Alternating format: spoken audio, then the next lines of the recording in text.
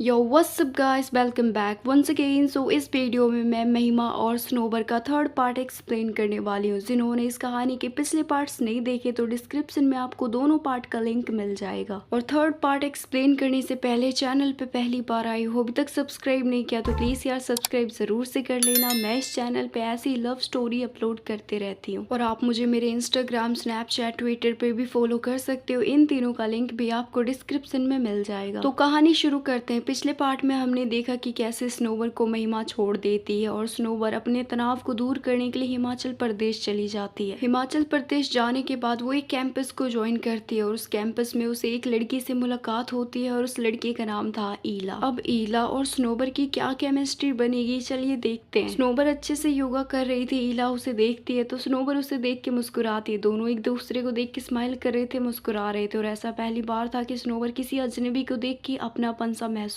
कर रही थी। योगा करने के बाद ब्रेकफास्ट का टाइम हो जाता है और सभी हॉल में पहुंच जाते हैं जहाँ पे ब्रेकफास्ट मिल रहा था। और आज था ब्रेकफास्ट में दूध, ब्रेड और जलेबी तो स्नोवर को बहुत पसंद है। जब स्नोवर देखती है कि आज ब्रेकफास्ट में जलेबी मिल रहा है तो स्नोवर जल्दी से जाके आगे वाली लाइन में खड़ी हो जाती है। इस बार भी वो रूल तोड़ देती है और ईला उसे देख लेती है और अपने सर पे हाथ मारते हुए स्नोवर के पास आती है। स्नोवर उसे देख के मुस्कुराती, ईला भी मुस्कुराती, लेकिन वो इशारे में कहती तुमने रूल तोड़ दिया। अच्छा हुआ कि उस हॉल में सिर्फ ईला ही एज अ वॉलंटियर थी। फिर स्नोवर कहती है कि मुझे एक्स्ट्रा जलेबी चाहिए, लेकिन जो जलेबी दे रहा था वो कहता है कि नहीं, सबके लिए एक ही है। तो स्नोवर कहती है इशारे में कि दे दो ना भैया, एक और जलेबी दे दोगे तो कुछ कम नहीं पड़ जाएगा, लेकिन वो देने को तैयार नहीं था। तो स्नोवर खुद से एक जलेबी उठा लेती है तो ईला कहती है नहीं, तुम ऐसा नहीं कर सकती। तो स्नोवर कहती क्यों नहीं यार, क्या मैं अपने मर्जी से खा भी नहीं सकती। और स्नोवर थोड़ा नाराज हो जाती है और वो सारा थाली जिसमें ब्रेड, दूध और जलेबी था सब वहीं पे रख देती है और खाली हाथ ही बाहर आ जाती है और वो नाराज थी। स्नोबर गार्डन में आके अकेले बैठी थी, पीछे से ईला आती है, उसके पास बैठ जाती है। स्नोबर उसे देख के अपनी आंखें उधर कर लेती है तो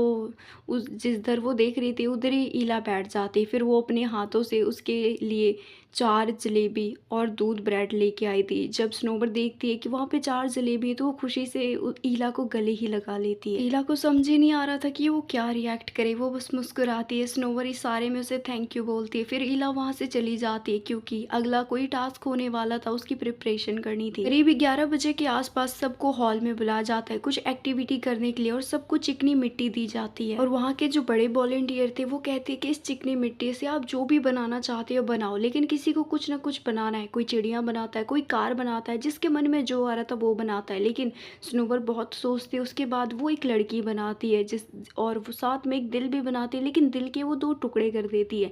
एक दिल वो जमीन पे रखती है और एक दिल उस लड़की के हाथ में। और स्नोवर चिकनी मिट्टी से वो बना देती है और खामोश होके बैठ जाती है। ईला इधर उधर देख रही थी कि कौन क्या बना रहा है, तभी उसकी नजर स्नोवर के पास जाती है और जो स्नोवर ने बनाया था वो देखती है। ईला समझ जाती है कि इसका बहुत बुरी तरीके से दिल टूटा। स्नोबर वो देखती है, उसकी आंखों में तो आंसू आ जाते हैं। फिर वो ईला को देखती है, लेकिन स्नोबर अपने आंसू छुपाती है। फिर ईला कहती कि क्या वो स्नोबर, तो स्नोबर कहती नहीं, कुछ नहीं हुआ। फिर स्नोबर अपने कमरे में चली जाती है। कमरे में जाने के बाद वो महिमा को बुलाने की बहुत कोशिश कर रही थी, लेकिन बार बार उसके सामने सारी मेमोरीज आ रही थी। फिर रात हो जाती है और रात के करीब 8-9 बजे के आसपास जब सब अपने अपने कमरे में सो रहे थे तो स्नोबर के सिर में बहुत तेज दर्द हो रहा था, उसे नींद ही नहीं आ रही थी। तभी स्नोबर को ईला का ख्याल आता है, वो घंटी बजाती है और तुरंत ही ईला उसके कमरे में आ जाती है, मानो कि वो दरवाजे के बाहर ही खड़ी थी और वो इंतजार कर रही थी कि कब उसे स्नोवर बुलाए।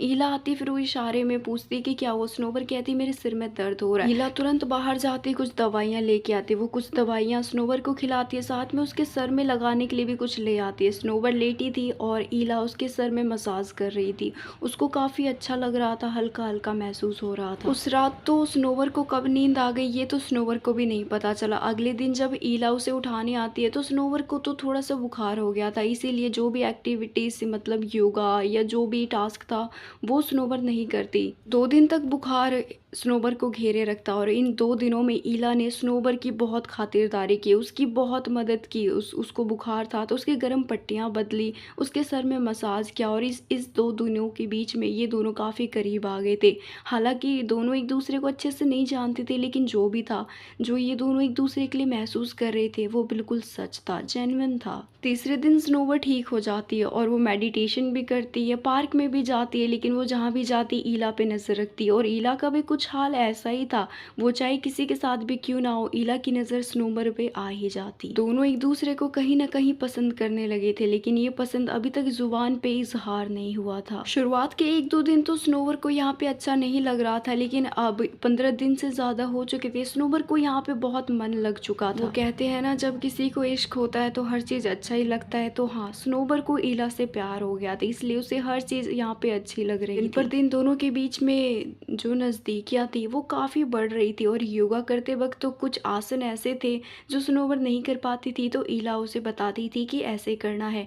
और जब ईला बताती थी, दोनों की बॉडी टच होती थी, तो कुछ कुछ महसूस होता था दोनों को। अब जैसे जैसे दिन बीत रहे थे, वैसे वैसे स्नोबर अपने तनाव से काफ़ी दूर हो चुकी थी। अब तो उसे महिमा नाम से नफरत हो चुकी थी, उसे महिमा की बिल्कुल भी याद नहीं आ रही थी, और ये सोच के वो बहुत खुश होती। लेकिन वो एक बात सोच के दुखी हो जाती है कि जैसे यहाँ पे 1 महीना पूरा होगा, उसे वापस जाना होगा, लेकिन वो वापस नहीं जाना चाहती थी।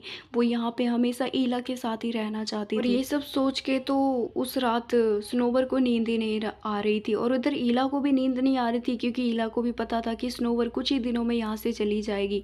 तभी ईला स्नोबर के कमरे की तरफ देखती, उसके कमरे की लाइट जल रही थी। तो ईला कहती, अरे अभी तक ये सोई क्यों नहीं, सबके कमरे की लाइट बंद है, इसकी क्यों चालू है। तो ईला स्नोबर के कमरे में चली जाती है। जब स्नोबर ईला को देखती है, वो खाट से उठती है और उसको देख के खुश हो जाती। फिर ईला कहती कि क्या वो स्नोबर, तुम सोई नहीं, अभी तक जग रही हो। तो स्नोबर कहती, पता नहीं क्यों अजीब सा एक डर लग रहा है। तो ईला कहती, अच्छा ठीक है, आज मैं तुम्हारे साथ सो जाती हूँ, तुम्हें डर लग रहा है ना। तो स्नोबर कहती, हाँ क्यों नहीं। फिर स्नोबर एक साइड सो जाती है और ईला उसके साइड में ही सो जाती है। दोनों एक ही खाट पे थे, खाट इतना बड़ा भी नहीं था, तो दोनों की बॉडी काफ़ी एक दूसरे से चिपकी हुई थी। फिर स्नोबर ईला को देखती, दोनों इतने करीब हो गए थे कि दोनों एक दूसरे की सांस को भी सुन सकते थे, महसूस कर सकते थे। फिर धीरे से स्नोबर कहती है कि मेरे सर पे हाथ फेरो ना, जैसे तुमने उस दिन फेरा था। तो ईला मुस्कुराती, फिर वो स्नोबर के सर पे हाथ फेरती है। स्नोबर को तो नींद ही आ जाती है, और उसके मासूम चेहरे को देख के ईला के ऊपर से अपना आपा खो देती है, और ईला स्नोबर के माथे को चूम लेती है। हालांकि स्नोबर अभी इतनी गहरी नींद में थी नहीं, लेकिन फिर भी वो कोई हरकत नहीं करती। जब ईला देखती है कि स्नोबर कोई हरकत नहीं कर रही, तो ईला को ऐसा लगता है कि स्नोबर गहरी नींद में सो गई है। तो ईला स्नोबर के गालों को चूम लेती है। फिर उसके बाद ईला स्नोबर के होठों को देखती है, और उसके गुलाबी होठों को देख के वो उसके होठों पे ही किस कर लेती है। स्नोबर अपनी आंखें खोल देती है। ईला को थोड़ा डर लगता है, लेकिन इस बार स्नोबर ही ईला के होठों को चूम लेती है। दोनों ही एक दूसरे के काफ़ी करीब आ गए थे, और ईला तो स्नोबर के ऊपर ही आ जाती है। दोनों एक दूसरे को काफ़ी समय तक किस करते हैं। दोनों एक दूसरे से ऐसे लिपटते हैं जैसे एक जिस्म दो जान हो, जैसे एक दूसरे के लिए ही बने थे। दोनों का गर्म खून था, साथ में ये जो समा था वो भी बहुत गर्म हो जाता है। दोनों अपने ऊपर से आपा खो देते हैं। ईला स्नोबर के गालों पे तो कभी उसके गर्दन पे किस करती, और स्नोबर को बहुत कुछ महसूस हो रहा था, और वो अपने नाखून ईला को चुभाती, और वो जो दर्द था वो दर्द ईला को काफ़ी प्यारा लगता है, काफ़ी मीठा मीठा लग रहा था। और दोनों के बीच इतना कुछ हो चुका था, दोनों इतने आगे बढ़ चुके थे कि दोनों एक दूसरे के कपड़े उतार के एक दूसरे से संबंध बना लेते। सब कुछ हो जाने के बाद भी ईला स्नोबर के ऊपर से नहीं हटती, और ईला प्यार से स्नोबर के कानों के पास जाके उसके कानों को काटते हुए कहती है कि Snober, I really love you. Snober भी ईला के कानों में कहती, आई लव यू टू, मैं तुमसे बहुत प्यार करती हूँ, तुम्हें देख के मुझे सुकून मिलता है। तो ईला कहती है, मैं भी, जब भी तुम्हें देखती हूँ सुकून मिलता है। फिर सुबह हो जाती है, और वही डेली रूटीन रिपीट होने लगता है, और ऐसे ही 20वां दिन आ जाता है। और वो दिन आ जाता है जब सभी अपना मौन व्रत तोड़ने वाले थे। सभी उस दिन एक दूसरे से बहुत सारी बातें कर रहे थे, और ईला और स्नोबर एक पेड़ के नीचे बैठ के एक दूसरे को बस देख रहे थे, कुछ बोल नहीं रहे थे। फिर स्नोबर कहती है कि मुझे बस अभी सिर्फ तुम्हारा नाम ही पता है, तुम्हारे बारे में नहीं पता, तुम बताओ ना अपने बारे में, तुम यहाँ पे कैसे आई, और इतनी यंग एज में ये वॉलंटियर का काम क्यों कर रही हो। तो ईला कहती है कि एक्चुअली मैं एक लेस्बियन हूँ, और जब मैंने अपने घर वालों को बताया तो उन्हें अपनी इज़्ज़त की फ़िक्र होने लगी। उन्होंने कहा कि समाज में हमारी इज़्ज़त है, कहीं हमारी इज़्ज़त ख़राब ना हो जाए। तो उन्होंने कहा कि तेरी जैसी बेटी होने से अच्छा है कि कोई बेटी ना हो।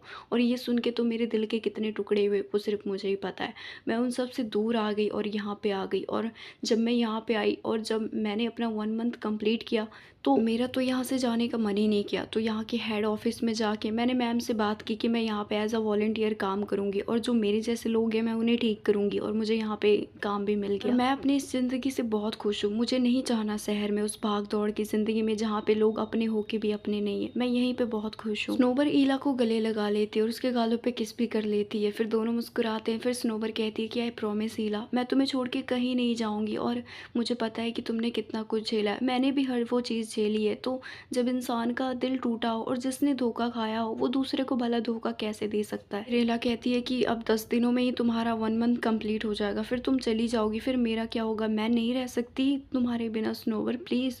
तो स्नोवर कहती मैं भी तो तुम्हारे बिना नहीं रह सकती। दोनों एक दूसरे का हाथ पकड़ के बस एक दूसरे को देख रहे थे। फिर स्नोवर कहती है कि जैसे तुम यहाँ पे एज अ वॉलंटियर का काम कर रही हो, मुझे भी दिलवा दो ना, इस बहाने मैं तुम्हारे साथ भी रह लूँगी और जो हमारे जैसे लोग हैं जो तनाव से गुजर रहे हैं उनको कोई मिल नहीं रहा, हम उन लोगों को तनाव से दूर करेंगे। तो ईला कहती बात तो तुम सही कह रही हो, मैं कल ही तुम्हारी बात करती हूँ। दोनों एक दूसरे को और अच्छे से जानने लग जाते हैं और दोनों एक दूसरे के बारे में हर चीज़ तो जानते ही थे। दोनों काफ़ी एक दूसरे के करीब आ चुके थे और एक जिस्म दो जान बन चुके थे। और जब पूरा 1 मंथ कंप्लीट हो जाता है तो ईला हेड ऑफिस में जाके बात कर लेती है। तो हेड ऑफिस वाले कहते हैं हाँ क्यों नहीं, वैसे भी हमें वॉलंटियर की ज़रूरत थी। और स्नोवर भी ईला के साथ वहाँ पे हमेशा के लिए एक ही कमरे में रहने लगती है और दोनों को यकीन ही नहीं हो रहा था कि दोनों साथ साथ रह रहे। दोनों को ये सब एक सपने जैसा लग रहा था। दोनों एक दूसरे का साथ पाके बहुत खुश थे, दोनों एक दूसरे को बहुत प्यार कर रहे थे और दोनों साथ में भी थे तो दोनों बहुत खुश थे। और यहीं पे ये लव स्टोरी दी एंड हो जाती है। So thanks for watching guys, hope करती हूँ आपको ये कहानी पसंद आई हो। पसंद आई तो वीडियो को लाइक करना, कमेंट करके बताना कहानी कैसी लगी। और चैनल को अभी तक सब्सक्राइब नहीं किया तो प्लीज़ यार सब्सक्राइब ज़रूर कर लेना। मैं इस चैनल पे ऐसे ही लव स्टोरी अपलोड करते रहती हूँ। और आप मुझे मेरी सोशल मीडिया पे भी फॉलो कर सकते हो, सभी सोशल हैंडल आपको डिस्क्रिप्शन में मिल जाएंगे। सो अभी के लिए बस इतना ही, मैं मिलती हूँ आपसे एक नई कहानी में।